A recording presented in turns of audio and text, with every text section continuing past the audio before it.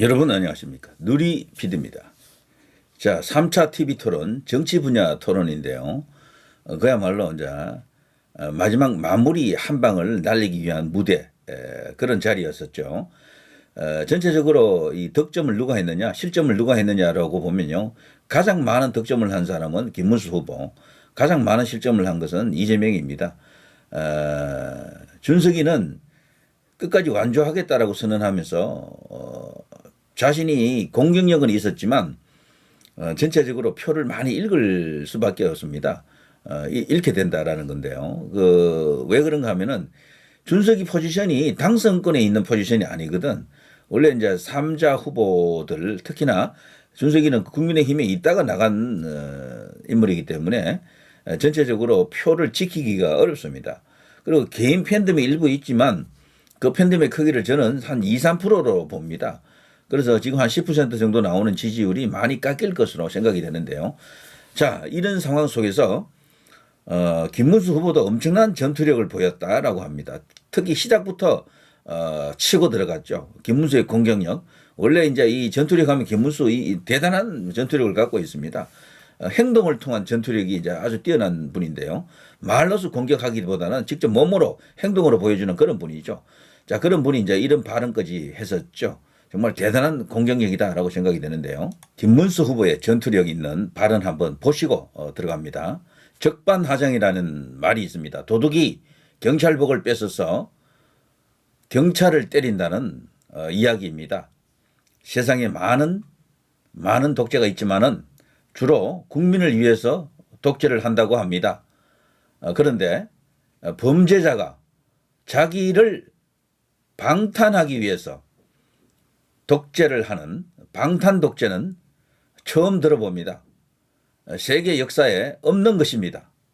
자기를 유죄 판결했다고 해서 대법원장을 오히려 탄핵하겠다, 특검하겠다고 합니다. 자기를 기소한 검사를 탄핵을 했습니다. 뿐만 아닙니다. 자기 마음에 안 들면 다 탄핵을 하고 있습니다. 오죽하면은 민주당을 대표했던 이낙연 전 총리가 괴물 방탄 독재를 막기 위해서 저를 지지하겠다고 합니다. 자, 국민의힘과 굉장히 거리가 먼 분임에도 불구하고 이렇게 나오셨습니다. 자, 이거 자체가 말이죠. 김문수 후보에게 상당히 청신호죠. 그야말로 빅텐트의 완성이다. 이제 이렇게 보여집니다. 진정한 빅텐트는 김문수 후보가 지금 만들고 있습니다. 손학규 전 민주당 대표, 이낙연 전 민주당 대표, 뭐 이런 분들이 들어오는 것 자체가 빅텐트 아닙니까? 임창열 전 경기도지사, 이런 분들이 다 과거에 김대중 민주당 이쪽에 있던 사람들이거든요. 이런 분들이 다 지금 김문수 후보 당선을 위해서 지금 뛰고 있습니다. 그야말로 진정한 빅텐트는 김문수가 완성했다. 자, 계속 갑니다. 자, 이번에는 이 이야기를 조금 어찌 드렸어요. 과일이 평균 가격을 보니까요. 뭐 종류가 다양하겠죠. 1kg에 10,000원 정도 하던데요. 이 기준이라면은 2,800만 원어치의 과일을 2년 동안 드셨으면은 2.8톤입니다. 혹시 집에 뭐 코끼리 같은 거 키우십니까? 자, 이게 대박 히트했습니다. 이게 엄청난 파장을 몰고 올 것 같습니다. 법인카드 이야기, 법카 이야기는 다 알려졌잖아요. 그렇지만 그게 지지율 하락에 현 시점에 와서 그닥 이렇게 영향을 주지 못했습니다. 과거 윤석열 대통령과 이재명의 대결, 그때 당시에는 효과가 있었어요. 법인카드가 매일 터졌잖아요. 거의 한 달 가까이 법인카드 이야기가 나왔던 것 같습니다. 그래서 이재명 지지율을 많이 끌어내렸는데 이게 이미 끝난 상황이 되다 보니까 법인카드로 인해서 다시 이제 추가적 어떤 지지율을 붕괴시키는 힘이 안 되고 있었거든요. 그런데 준석이가 놀랍게도 영민한 준석입니다. 어쨌거나 이런 면에서는요. 프레임을 딱 만들어 버렸네요. 코끼리 이야기를 했기 때문에 이게 먹히는 겁니다. 그러지 않고 이걸 그냥 단순히 일어났던 일을 리바이벌 하게 되면 그 효과 없어요. 해도 지지율 안 움직입니다. 코끼리가 있다. 그 집에는. 이게 엄청난 이야기죠. 사실은. 자, 이걸로 인해서 이재명이가 또 지지율 여기서 붕괴할 가능성이 큽니다. 그러자 이제 급기야 조명현 씨라고요. 여러분 다 아시죠? 공익 제보자 아닙니까? 이 사람이 바로 반응했습니다. 자, 아무튼 준석의 대박 히트 작품이 된 것 같습니다. 이걸로 대선 판도를 뒤흔들 수도 있겠어요. 최소 이재명의 지지율을 2, 3% 떨어뜨리는 요인이 된다. 자, 여기에 대해서 이재명이가 급당황하면서 어버버하는 상황을 한번 지켜보실까요? 그리고 공익 제보자 조명현 씨가 발빠르게 순발력 있게 바로 반응했습니다. 이걸로 말이죠. 대선 국면을 완전히 후반전 지금 경기로 치면 축구로 치면 전반 끝나고 후반전 약 한 30분 좀 지나고 있는 상황인데요. 이제 시간이 얼마 안 남았죠. 이제 완전히 뒤집어야 되는데 그 때가 온 것 같습니다. 이 3차 TV 토론이 결정적 계기가 될 수도 있다. 자, 이재명 토론을 본 법카 공익 제보자의 분노. 자, 이런 게 있는데요. 법인카드를 가지고 지금 장난을 치는 것은 안 된다라는 거죠. 김문수 후보도 이야기했었죠. 이걸 갖고 여기에 대해서 저는 상당한 기대와 희망을 갖고 있습니다. 자, 이재명 일제 3% 바꾼다든지 그 증거가 있으면 구체적 증거를 한번 대보십시오. 이렇게 말하자 공익 제보자 조명현 씨가 바로 나타났습니다. 안녕하십니까. 제가 속도를 좀 느리겠습니다. 국민 여러분, 전 경기도 비서실 공무원 조명현입니다. 대선 토론에서 김문수 후보님의 법인카드 질문에 선 일이 없다. 구체적 증거를 대보라. 라며 답했습니다. 무엇이 조작이란 말입니까? 무엇이 조작입니까? 저는 텔레그램 대화 내용, 녹취, 사진 등 명백한 증거와 사실만을 거짓 없이 있는 그대로 공익 신고를 했습니다. 제가 경기도청에서 수개월간 이재명 전 도지사의 비서로서 해오던 일은 경기도를 위한 공적 업무가 아닌 이재명 전 지사와 김혜경 씨만을 위한 사적 업무들이었습니다. 사적 업무. 저의 하루 일과는 김혜경 씨를 위한 황혼이에요. 샌드위치들과 과일들. 매일 아침 이재명 전 지사가 먹을 건강을 고려해 만든 일명 이재명 세트라고 불리는 샌드위치를 사고 입어야 할 셔츠, 양말, 속옷 등은 잘 구비되어 있는지, 욕실의 샴푸는 언제쯤 사다 놔야 하는지, 명절 선물인 고기, 과일도 법인카드, 제사상에 올릴 것들도 법인카드. 권력자가 사리사욕을 탐하게 된다면 그 책임과 손실은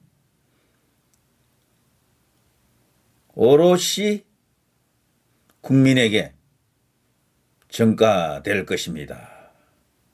앞으로 우리가 살아가야 할 이 나라 자유 대한민국을 수호하기 위해 이번 대선 꼭 승리해야 합니다. 자, 좌파들이요, 갑질을 굉장히 이슈화하잖아요. 갑질. 요즘은 민주 이거보다도요, 갑질입니다. 갑질. 서민, 1번, 반일 프레임, 갑질 프레임, 서민 프레임 갖고 정치를 하는 게 민주당이거든요. 그 가운데 진짜 서민 김문수가 나타나니까 서민파리를 못해, 이재명이가. 그리고 일본 이슈를 갖고 때리자니 김문수 이분이 너무도 확고한 어떤 자신의 입장을 갖고 있잖아요. 이게 논란이 되면 불리해져요. 왜 그런가 하면은 지금 선거는 10대, 20대, 30대들 쟁탈전이거든요. 그 위는 별 의미가 없어요. 왜냐하면 거의 변하지가 않습니다. 고정되어 있어요. 거의 1% 왔다 갔다 하는 수준이에요. 여기서 유동층이 있는 곳은 10대, 20대, 30대 여기거든요. 흔히 말하는 2030. 놀랍게도 이 10대, 20대, 30대들은 일본을 좋아합니다. 일본을 좋아하는 세대예요. 그래서 반일 프레임은 끝났습니다. 이제 더 이상 안 통해요. 김문수 후보가 그 점에서 굉장한 장점을 갖고 있죠. 일본 일제 치하 때 우리나라 국적이 없었다. 분명하게 자기 입장을 갖고 있습니다. 그걸 좋아하는 게 아니에요. 사실을 사실대로 말하는 용기를 갖고 있는 거죠. 그러자 그 일본 프레임도 지금 쓰지 못해. 왜냐하면 2030들이 따라오지 않습니다. 그렇게 하면은 오히려 손해봐. 그럼 민주당이 그거 이야기 못 하잖아요. 일본 그거 가지고 떠들지 못한다니까. 야, 그러면 그 써먹을 수 있는 게 없잖아요. 제대로 된 게. 서민팔이도 안 돼. 뭐 해도 안 돼. 아무것도 안 되는 거야. 그런데 갑질 갖고 그들이 그동안 정치를 이제 해왔고 앞으로도 계속 할 가능성이 큰데 그 갑질이 이런 거 아닙니까? 이재명이 가지고 저 공무원을 상대로 저런 식으로 하인 부리듯 왕이 마치 자기 내시 부리듯 하는 것 아닙니까 저거?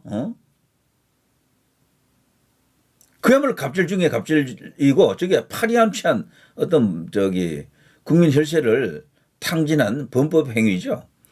이 이슈는 분명히 커집니다. 이게 코끼리 이슈로 이제 이렇게 비화됐기 때문에 이 이준석의 공로가 큽니다. 이거는 만일에 그 코끼리라고 하는 그런 어떤 비유가 없었더라면요, 이거 자체가 살기가 어렵습니다. 근데 코끼리 한 마리가 이재명 집안에 있다. 그것이 바로 거대한 무슨 저장고일 수도 있고요, 저수지일 수도 있고, 금고일 수도 있고, 비리의 온상일 수도 있고, 뭐 판도라의 상자일 수도 있고, 뭐 이런 여러 가지 의미를 중의적인 의미를 그렇게 던지게 되는 거죠. 자, 아무튼요, 이번 대선은 엄청납니다. 축구 경기 이야기를 제가 했잖아요. 후반전부터 대역전. 지금 전체적으로 뭐 1대 0이나 2대 0으로 지고 있다 치더라도 얼마든지 뒤집을 수 있는 동력이 생겼다라고 합니다. 이재명을 하나를 넣고 만일에 준석이와 뭐 극적으로 어떤 단일화가 된다 그러면 거의 100% 이긴다라고 보고요. 단일화되지 않을 경우에도 이길 수 있는 길이 생겼다라고 이제 보여집니다. 자, 아무튼 이번 이 대선의 구도는 기가 막히네요. TV토론 3번을 거치면서 민주노동당 그 후보로 나온 사람은 큰 의미가 없어요. 일종의 엑스맨이라 그 사람은 그 영향력이 없습니다. 대신에 이 준석이하고 이제 김문수 후보가 협공하는 상태로 이재명을 지금 박살을 냈거든요. 저는 이번에 준석이가 이 자리에 없었으면 어떤 현상이었을까라고 생각하면은 김문수 후보가 사실 불리했을 겁니다. 그렇게 되면은 토론형 스타일의 김문수 후보가 아니거든요. 김문수 후보는 연설형이고 행동형이죠. 행동가형. 연설은 잘하시잖아요. 그런데 토론은 이게 틱톡이거든. 왔다 갔다. 그리고 그 짧은 시간에 짧은 말로 뭐를 해야 돼. 그러니까 그걸 갖고 어려워하는 사람들이 있습니다. 박근혜 대통령도 그런 경우고요. 그런데 준석이가 그것에는 달인이잖아. 이런 토론에 있어서는 저는 대한민국 최고라고 봅니다. 이 토론형으로는. 그렇지만 준석이가 뭐 연설을 아주 잘한다라든가 그건 아니에요. 그거하고는 또 다릅니다. 그런데 준석이가 가운데 딱 앉아가지고 이것을 완전 전체적으로 조율했다.